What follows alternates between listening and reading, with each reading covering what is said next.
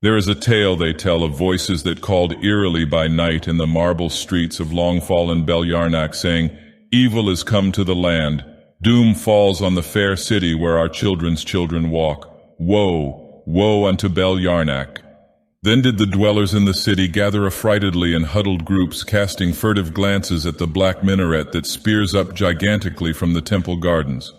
For as all men know, when doom comes to Belyarnak, the black minaret will play its part in that dreadful Ragnarok. Woe, woe unto Belyarnak! Fallen forever are the shining silver towers, lost the magic, soiled the glamour.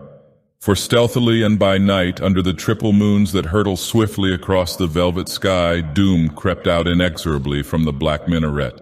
Mighty magicians were the priests of the black minaret, mighty were they, alchemists and sorcerers, and always they sought the stone of the philosophers, that strange power which would enable them to transmute all things into the rarest of metals. And in a vault far below the temple gardens, toiling endlessly at glittering alembics and shining crucibles, lit by the violet glow of Okuru lamps, stood Thorazor, mightiest of priests, wisest of all who dwelt in Belyarnak.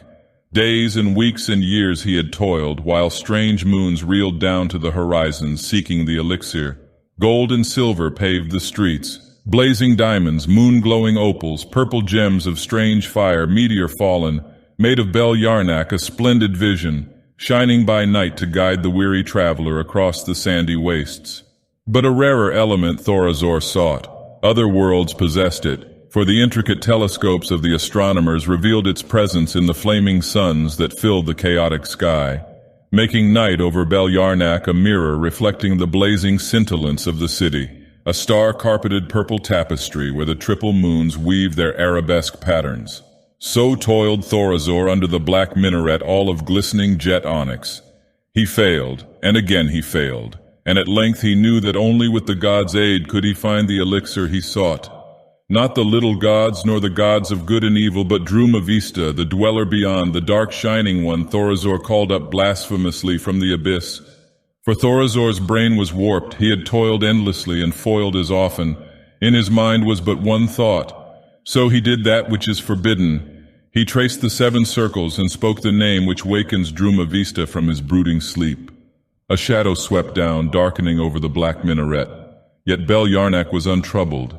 Glorious and beautiful, the shining city glowed, while thin voices called weirdly in the streets, "Woe, woe unto Belyarnak!" For the shadow darkened and encompassed the black minaret, and midnight black closed ominously about the sorcerer Thorazor. All alone he stood in his chamber, no gleam of light relieving the awful darkness that heralded the coming of the dark shining one, and slowly, ponderously there rose up before him a shape. But Thorazor cried out and hid his eyes, for none may look upon the dweller beyond, lest his soul be blasted forever. Like the groaning tocsin of a cyclopean bell came the voice of the dweller, rumbling terribly under the black minaret. Yet only Thorazor heard it, for he alone had called up Droom-avista. "Now my sleep is troubled," the god cried. "Now my dreams are shattered, and I must weave new visions. Many worlds, a mightier cosmos have you ruined. Yet there are other worlds and other dreams, and perchance I shall find amusement in this little planet. For is not one of my names the Jester?" Shuddering and fearful, still hiding his eyes, Thorazor spoke. "Great Droom-avista, I know your name, I have said it. By the doom even upon you, you must obey one command of him who calls you up." The darkness throbbed and pulsed. Ironically, Droom-avista assented. "Command then, O little fool, command your god, for always have men sought to enslave gods, and ever have they succeeded too well." Yet Thorazor heeded not the warning. One thought only had he, the elixir, the mighty magic that would transmute all things into the rarest of elements, and to Droom-avista he spoke fearlessly. He said his desire. "But is that all?" the god said slowly. "Now this is but a small thing for which to disturb my slumber.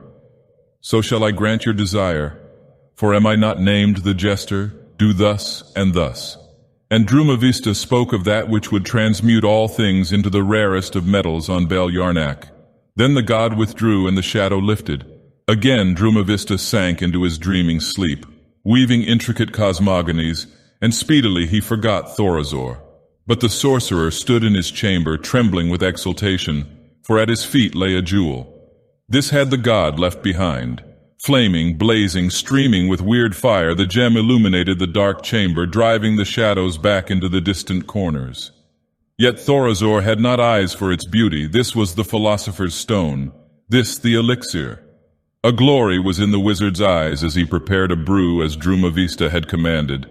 Then the mixture seethed and bubbled in the golden crucible, and over it Thorazor held the shining jewel.